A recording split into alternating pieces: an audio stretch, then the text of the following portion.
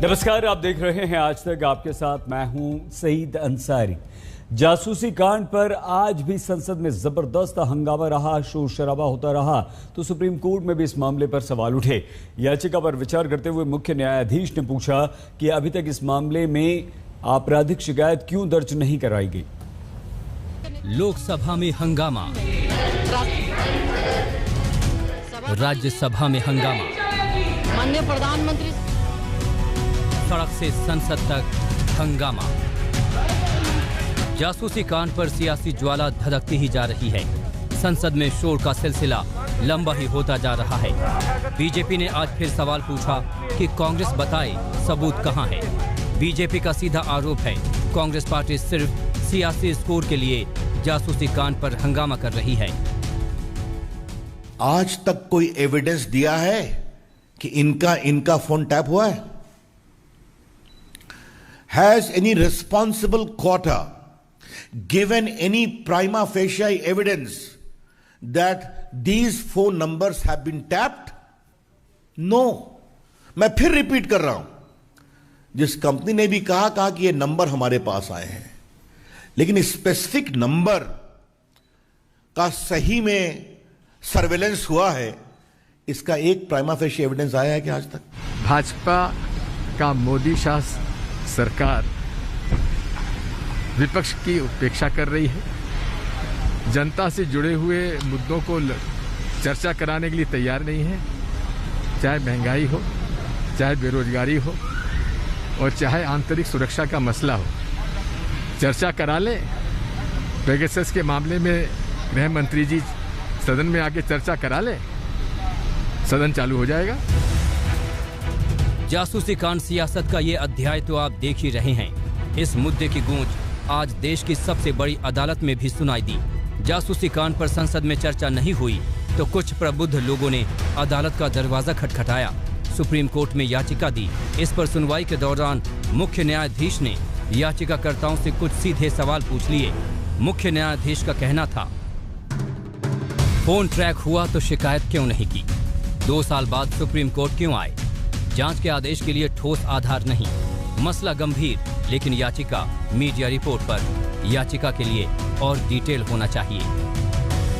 Pegasus जासूसी मामले में सुप्रीम कोर्ट ने केंद्र सरकार को नोटिस जारी करने का रुख तो साफ कर दिया, लेकिन इससे पहले कोर्ट केंद्र सरकार को सुनना चाहता है।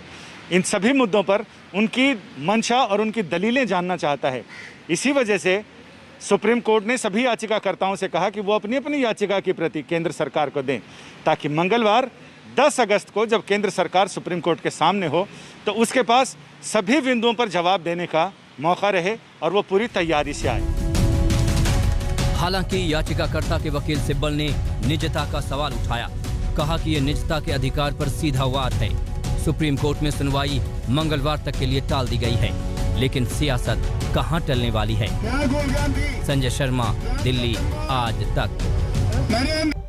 टोक्यो ओलंपिक में आज भारत के लिए बहुत महत्वपूर्ण दिन है। बस अब से कुछ ही देर में रवि दहिया रिंग में उतरने वाले हैं और गोल्ड हम जीत सकते हैं।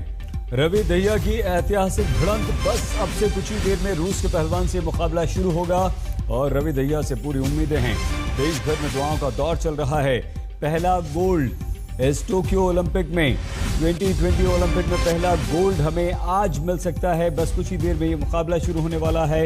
रवि दहिया रूस के खिलाड़ी से भिड़ेंगे और न सिर्फ उनके घर में बल्कि देश भर में इस समय दुआओं का दौर चल रहा है, क्योंकि जिस तरह से प्री क्वार्टर फाइनल में कोलंबिया के खिलाड़ी को रवि दहिया ने हराया था, क्वार्टर फाइनल में बुल्गारिया के खिलाड़ी को हराया था, सेमीफाइनल में जगह बनाई थी और बस ये मुकाबला बस अब कुछ ही देर में शुरू होने वाला है।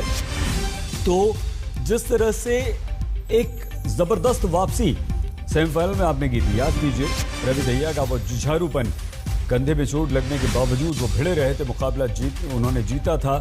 इसलिए और ज्यादा उम्मीद अब हमें बन गई है कि गोल्ड हमारा होगा और वो गर्व का क्षण बस कुछ देर बाद आने वाला है।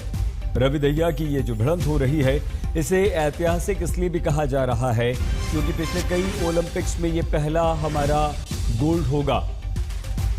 बस इंतजार कुछ देर का है।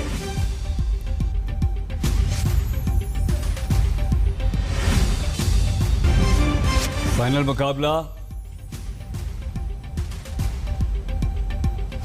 अब से कुछ ही देर में। उत्तर प्रदेश में चुनाव होने वाले हैं, इसी को लेकर कल दिन भर आज तक पर देखना बिल्कुल मत भूलिएगा। यूपी पंचायत, जिसमें उत्तर प्रदेश की राजनीति से जुड़े तमाम धुरंधर शामिल होंगे। देखते रहिए आज तक।